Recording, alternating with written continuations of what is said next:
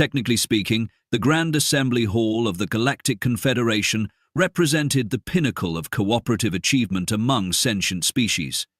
In reality, it was the most expensive venue for passive-aggressive posturing this side of the Sagittarius Arc. By the time humans stumbled onto the galactic scene, their FTL drive still warm from hasty installation, they discovered a political ecosystem so entrenched that it made the United Nations look like a neighborhood poker game.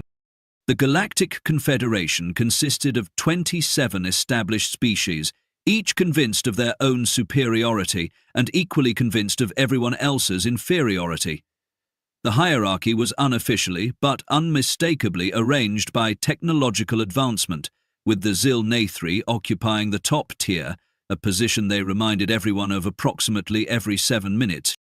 The Zil-Nathri delegation will now demonstrate their newest quantum communication array, announced the Confederation moderator, a gelatinous being whose name contained sounds physically impossible for human vocal cords to produce.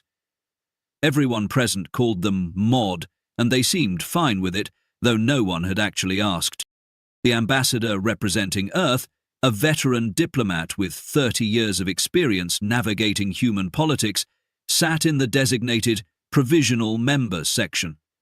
This area was noticeably less comfortable than the other seating arrangements, featuring chairs that somehow managed to be both too soft and too hard simultaneously.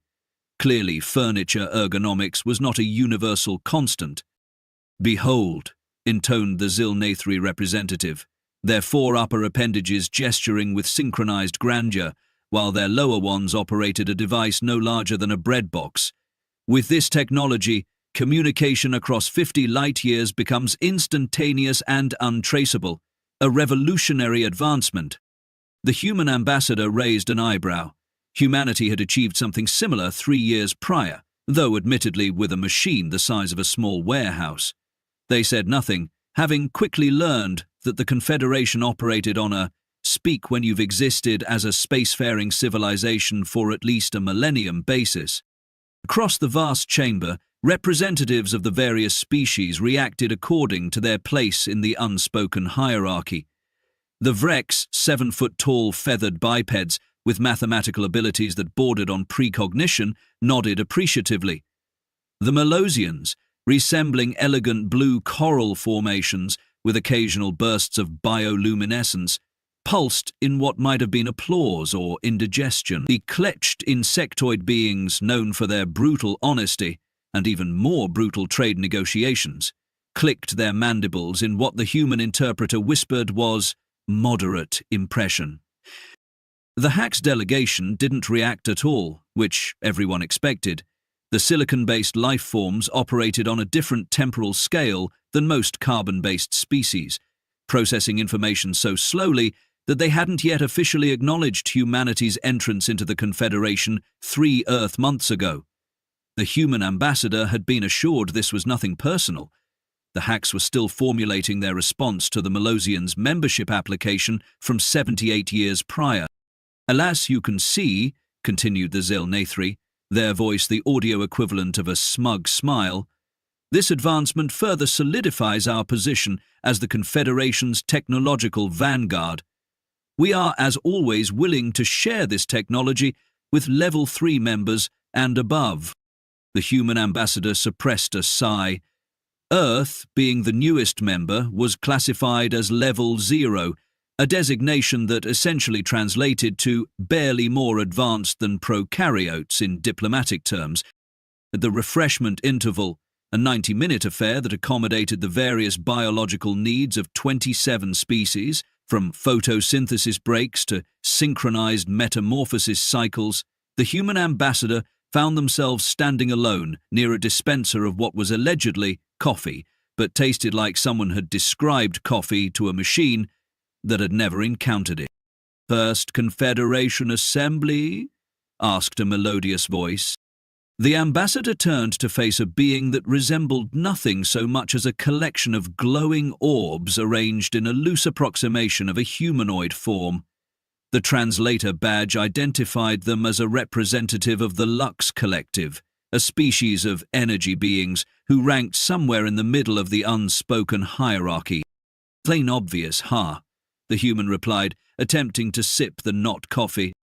"You have that look of someone trying to calculate whether extinction might be preferable to another presentation on quantum entanglement etiquette." The Lux representative's orbs pulsed, with what the ambassador interpreted as amusement. "I've been attending these functions for 300 of your years. It doesn't get better, but you do develop a tolerance." The ambassador chuckled. "Like diplomatic alcohol poisoning?"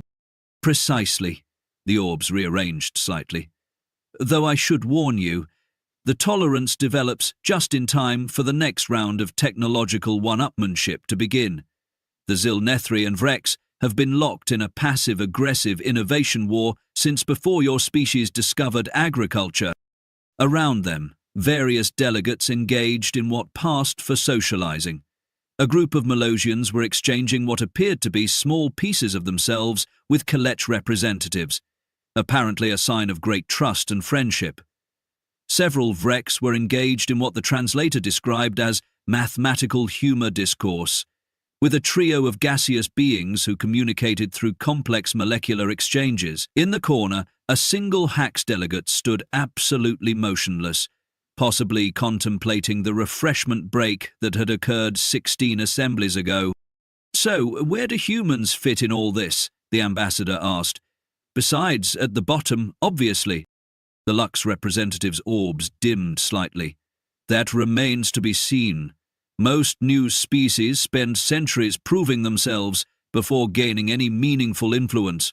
The Zilnathri took nearly a millennium to reach their current position, though they conveniently omit that from their frequent historical recitations."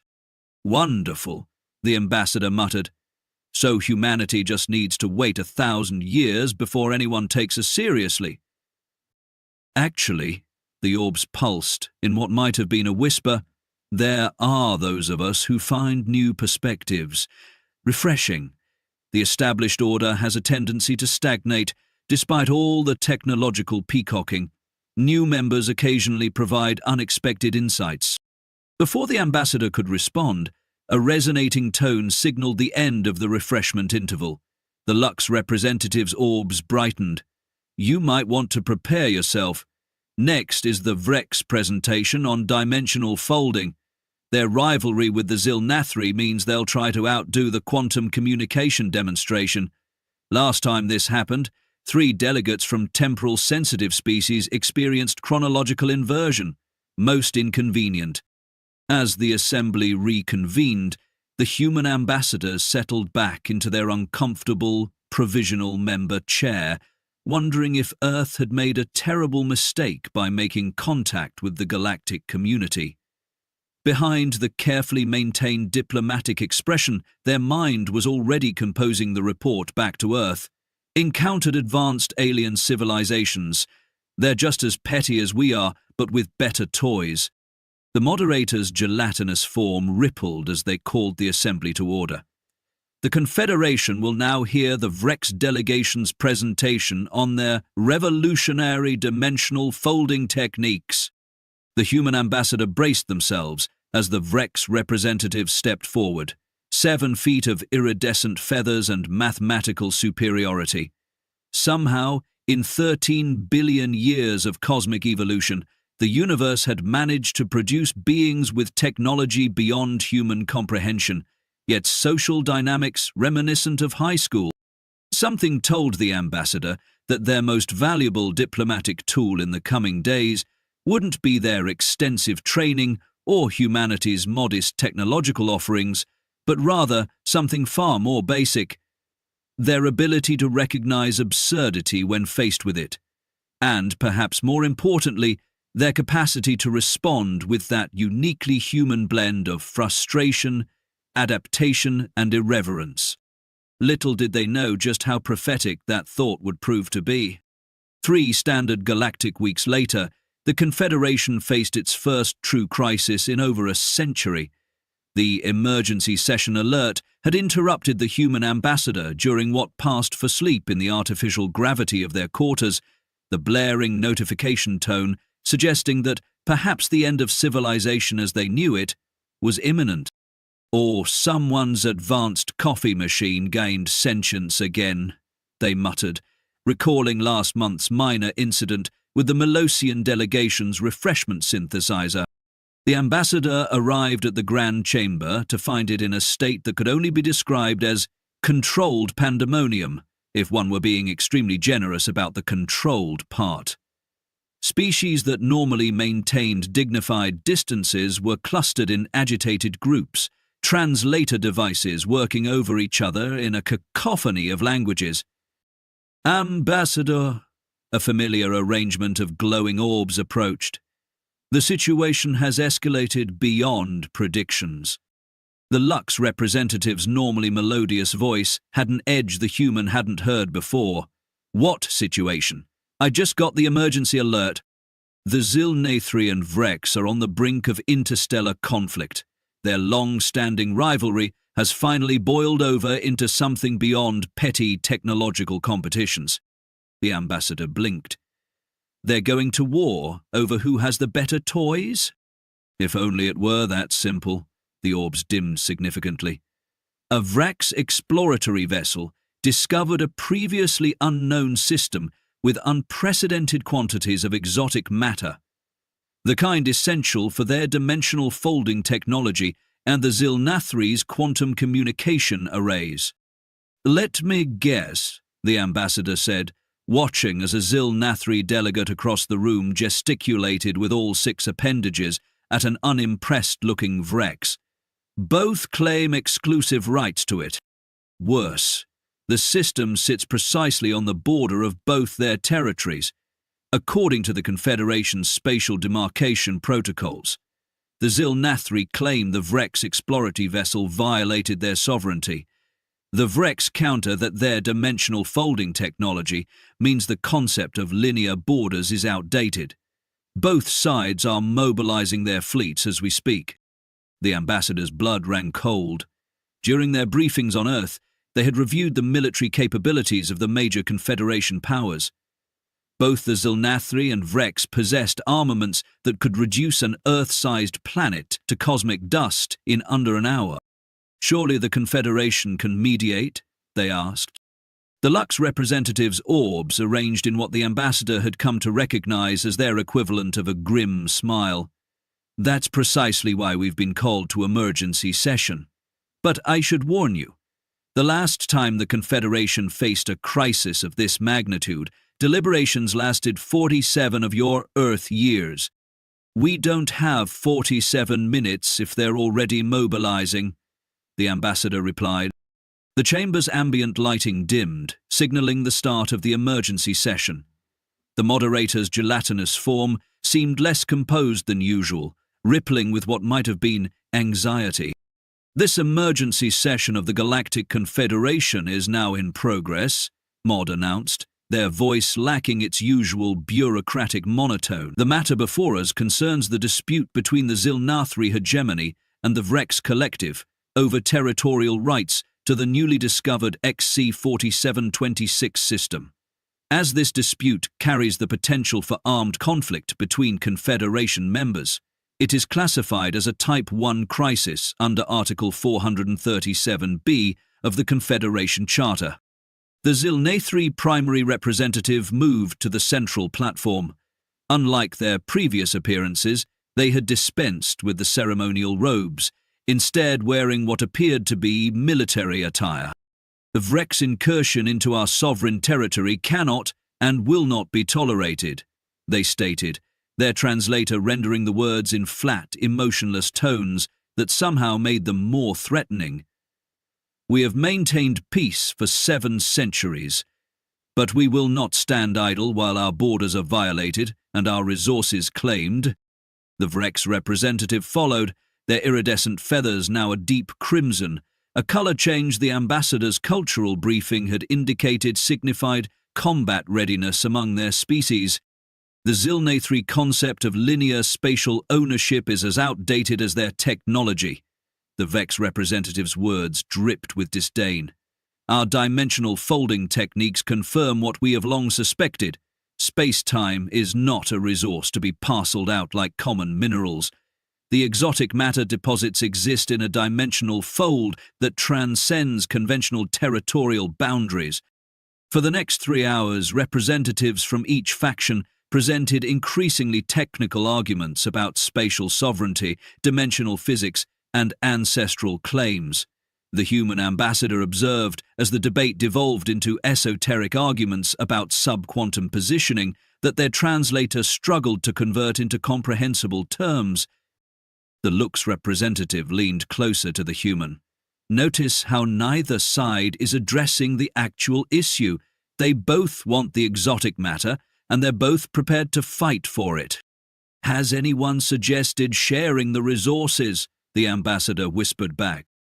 The orbs pulsed in what might have been silent laughter. You really are new to the Confederation. The concept of equitable resource distribution was proposed by the Melosians 2,000 years ago. It's widely considered the most radical and impractical idea in galactic politics. After the 5th hour of debate, the moderator called for proposed solutions. The chamber, which had been filled with aggressive posturing and technical jargon, fell into an uncomfortable silence. The Kilech representative finally spoke, their mandibles clicking rhythmically. The dispute clearly falls under Confederation jurisdiction. We propose a joint scientific commission to study the dimensional properties of the system over the next standard decade, during which time a moratorium on resource extraction will be enforced. The Zilnathri representative's upper appendages twitched in obvious irritation. Unacceptable. Our technological advancement cannot wait for bureaucratic processes. For once, we agree with the Zilnathri. The Vrex representative's feathers shifted to a mottled pattern that indicated contempt. Though for entirely different reasons. Time itself functions differently within dimensional folds. A decade-long study would be meaningless. One by one, representatives offered proposals. The gaseous Thurlac suggested creating a neutral zone, rejected as dimensionally impossible by the Vrex. The Crystalline Four proposed a resource-sharing agreement based on historical contribution to the Confederation. Dismissed as biased by 7 different species simultaneously, the energy-based Quam recommended allowing the exotic matter to be harvested only for projects benefiting all Confederation members. Laughed out of the chamber by nearly everyone. As the session entered its 8th hour, the moderator's form had stopped rippling entirely, a sign of extreme stress among their species. The Confederation appears to be at an impasse. If no viable solution is presented, we will be forced to invoke Emergency Protocol 12, which would place all Confederation military assets on high alert. The human ambassador watched as desperation settled over the chamber. For all their advanced technology and supposed wisdom, the leaders of the galaxy's most powerful civilizations were acting like squabbling children. The situation would have been amusing if the stakes weren't so catastrophically high. A notification flashed on the ambassador's datapad, the latest update from the monitoring stations near the disputed system. Both the Zilnathri and Vrex fleets had moved to within 1 light hour of each other, weapons systems in pre-activation mode. The Lux representative's orbs had dimmed to barely visible points of light. I fear we may be witnessing the beginning of the end of the Confederation. The human ambassador stared at the chaotic scene before them, advanced beings with technology that could reshape planets, arguing over rocks in space, while armadas prepared for war. Something about the absurdity of it all sparked an idea, not a sophisticated diplomatic strategy based on their years of training, but something much more. Human? As the moderator prepared to announce the invocation of Emergency Protocol 12, the human ambassador stood up from their uncomfortable, provisional member chair.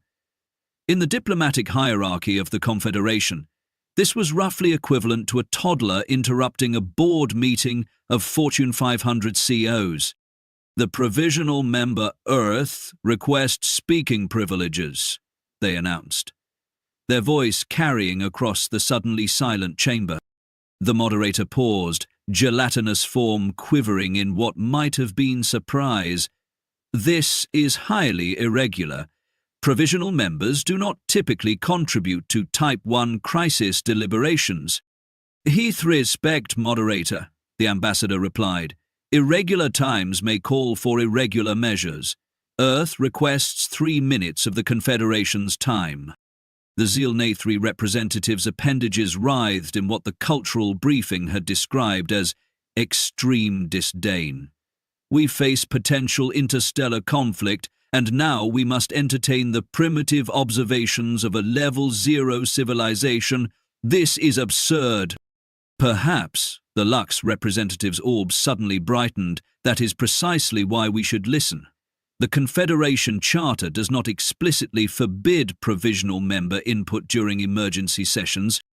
The moderator's form rippled in what appeared to be resignation. The provisional member Earth is granted 3 minutes, as requested. As the human ambassador moved toward the central platform, they caught a glimpse of the Vrex representative's feathers, shifting to a pattern they hadn't seen before. One that wasn't in the cultural briefing. If they had to guess, it might have been curiosity mixed with condescension. Little did anyone in that chamber know that the next 3 minutes would alter the course of galactic diplomacy forever. All because of a simple human tool that none of the advanced civilizations had ever considered using. The Grand Chamber fell into a silence so profound that the human ambassador could hear the soft hum of the environmental systems. An achievement, considering that at least 3 species in the room communicated primarily through subsonic vibrations. As they reached the central platform, the ambassador felt a moment of doubt. The plan forming in their mind wasn't exactly what the Earth Diplomatic Corps had trained them for. In fact, it probably violated at least 17 protocols in the official diplomatic handbook. But then again, the handbook hadn't covered preventing an interstellar war between hyper-powered alien civilizations. Esteemed representatives of the Galactic Confederation, they began, their voice steady despite the tension. I speak to you not as a diplomat of Earth, but as a member of a species that has spent most of its history trying very hard not to annihilate itself. A low murmur rippled through the chamber. The Zoltari representative's appendages twitched impatiently. The Level 0 civilization wishes to lecture us on survival? They interjected, voice dripping with condescension. Your species still has ongoing conflicts over primitive energy resources on your own planet. Precisely, the ambassador nodded, unfazed. And that's exactly why I'm speaking now. We're intimately familiar with resource conflicts. They've defined much of our history. From their pocket, the ambassador pulled out an object that seemed absurdly simple compared to the advanced technology throughout the chamber. A small rectangle of processed wood pulp, folded in half. The Vrex representative's feathers fluttered in what might have been confusion. The human wishes to solve a Type 1 crisis with processed plant material. This, the ambassador held up the object, is what we on Earth call a napkin. In diplomatic terms, it's one of our most powerful tools. Several translator devices around the room faltered, unable to compute cultural context for the term. The Lux representative's orbs brightened in what appeared to be interest or amusement, possibly both. Please explain how this napkin constitutes a diplomatic tool, the moderator requested, their gelatinous form rippling with what might have been curiosity. Gladly, the ambassador unfolded the napkin on the central platform's display surface. On Earth, some of our most significant diplomatic breakthroughs began as rough sketches on convenient surfaces, often during meals. We call them napkin calculations, or back of the inventive math. It's how we work through complex problems without getting lost in details. The Cleach representative clicked their mandibles. The humans suggests we reduce a multidimensional territorial dispute to primitive drawings on processed plant fiber? Absurd. Is it? The ambassador produced a writing implement. Another shockingly simple tool in a room filled with quantum computers and neural interfaces. What I'm suggesting is that we temporarily set aside our advanced analytical frameworks and look at the problem from its most basic elements. With swift, confident strokes, the ambassador began drawing on the napkin. Here we have the disputed system. According to the spatial cartography reports, it contains 14 major exotic matter deposits. The Zilnathri representative moved closer, all 6 appendages now perfectly still, a sign of intense focus in their species. Your representation is grossly oversimplified. The dimensional complexities alone— Exactly, the ambassador interrupted, earning gasps from several delegates. Interrupting a Zilnathri representative was considered somewhere between a social faux pas and a declaration of war, depending on the context. The complexities are precisely what's prevented a solution. We've spent 8 hours discussing dimensional folding theories and sub-quantum positioning while battle fleets move into attack formation. The ambassador continued drawing, adding more details to the crude sketch. For millennia, humans fought over resources until we realize something crucial. Resources are rarely the actual limiting factor. It's our frameworks for distributing and utilizing them that create conflicts. The Vrex representative's feathers had shifted to a pale blue, indicating analytical processing. Your species developed a universal resource distribution framework. A laugh escaped the ambassador before they could suppress it. Good grief, no. We're still working on that. What we did develop was a tool for breaking deadlocks, the napkin calculation. It forces participants to focus on core elements rather than peripheral concerns. The ambassador drew a dividing line through the system on the napkin. Let's start with the obvious approach. Divide the system equally, 7 deposits for each primary claimant. Both the Zilnathri and Vrex representatives began immediate objections about dimensional continuity and historical claim precedents. The ambassador held up a hand in a surprisingly effective request for silence. Of course that won't work. The deposits aren't identical. According to the survey data, deposits 3, 5, and 11 have the highest density of type B exotic matter, crucial for Zilnathri quantum communication technology. Meanwhile, deposits 4, 8, and 12 contain the highest concentrations of type B exotic matter, essential for Vrex dimensional folding. The ambassador circled these deposits on the napkin. So, logically, each species should have primary access to the deposits most valuable to their specific technological needs. The Vrex representative stepped closer, head tilted in the way their species indicated analytical curiosity. This napkin method. It purposely oversimplifies? It does, the ambassador nodded. But not to ignore complexity, rather to find the essential patterns hidden within it. Sometimes, seeing the forest requires us to temporarily stop counting individual leaves. Around the chamber, representatives had fallen into an attentive silence. Even the chronologically challenged Hayrax delegate appeared to be paying attention, though it was equally possible they were still processing a conversation from last century. The ambassador drew additional lines and nodes on the napkin. Now for the innovative part. What if the Confederation established a joint extraction authority? Each primary claimant gets priority access to their crucial deposits, but all extraction operations are conducted by mixed teams with observers from neutral species. The Zilnathri representatives began a complex pattern of movement that the ambassador couldn't interpret. The security implications alone would be manageable, the ambassador interjected again, because every stakeholder would have representatives present at all times. Complete transparency eliminates the need for most security measures. With a few more strokes, the ambassador added a final element to the napkin diagram. And here's the linchpin. A research and development hub at the center of the system, jointly operated, with all discoveries shared among Confederation members according to their technological development level. The ambassador straightened up, setting down the writing implement. This isn't a final solution. It's a starting point for discussion. What this crude sketch does is shift our focus from who owns what to how can everyone benefit.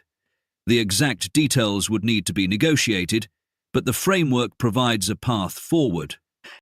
The chamber remained silent as the various representatives processed the proposal. The Lux representatives' orbs were pulsing rapidly. A sign of intense thought or amusement, the ambassador wasn't sure which. Finally, the Zilnathari representative spoke. Your napkin calculation ignores at least 73 crucial variables in spatial resource allocation. It does, the ambassador agreed. Deliberately. And yet, the Vrex representative's feathers had shifted to an intricate pattern of blue and gold, indicating complex evaluation. There is an elegant simplicity to it. The framework addresses core concerns while creating space for detailed implementation. The moderator's gelatinous form rippled as they moved closer to examine the napkin. In 3,000 cycles of Confederation history, we have never employed such a rudimentary approach to crisis resolution. Sometimes, the ambassador replied, the most powerful tools are the simplest ones. On Earth, we've found that complex problems often don't require complex solutions. They require clear frameworks that allow complexity to be managed systematically. The Lux representatives' orbs had arranged into what the ambassador recognized as their equivalent of an approving smile. The human has provided us with a starting point that none of our advanced methodologies produced. Perhaps there is wisdom in this napkin diplomacy. The Zilnathri and Vrex representatives exchanged looks, a notable event in itself, as they had been studiously avoiding eye contact throughout the emergency session. The Zilnathri hegemony is willing to consider this framework as a basis for negotiation, the six-limbed representative announced, appendages now moving in the pattern that indicated cautious approval. The Vrex collective concurs. Their counterparts' feathers had settled into a pattern of deep violet, the color of provisional acceptance. We propose a temporary stand-down of fleet operations while details are discussed. A ripple of what could only be described as shocked relief moved through the chamber. The moderator's form stabilized for the first time in hours. The Confederation acknowledges the provisional acceptance of the framework proposed by the Earth representative, they announced, a note of disbelief in their voice. A negotiation committee will be formed immediately to develop the details. As murmurs of discussion broke out across the chamber, the human ambassador carefully folded the napkin and tucked it into their pocket. The crude sketch had accomplished what hours of sophisticated debate could not. It had created a path forward. The Lux representative approached, orbs glowing brightly. That was unexpected. Sometimes the best way to solve a complex problem is to start with the simplest version of it, the ambassador replied with a slight smile. Light a napkin. The orbs pulsed, in what was definitely amusement now. Your species uses dining implements as diplomatic tools? We use whatever works, the ambassador shrugged. The medium isn't important. It's the approach that matters. Strip away the complexities, find the core issues, build a framework that addresses them, then add the details back in systematically. Fascinating. The orbs rearranged slightly. The Confederation has spent millennia developing increasingly sophisticated diplomatic methodologies, each more complex than the last. Perhaps we've been moving in precisely the wrong direction. As delegates began to disperse, the moderator approached the human ambassador. The Confederation extends its gratitude for your unorthodox intervention. It appears we may have underestimated the diplomatic capabilities of Level 0 civilizations." The ambassador nodded politely, suppressing a smile. "We all have our areas of expertise. Humans happen to be particularly good at finding simple solutions to problems we create for ourselves. We've had lots of practice." Around the chamber, representatives were examining their own versions of the napkin diagram, which had been distributed through the Confederation's communication network. Several species were engaged in animated discussions about implementation details, resource allocation percentages, and oversight mechanisms.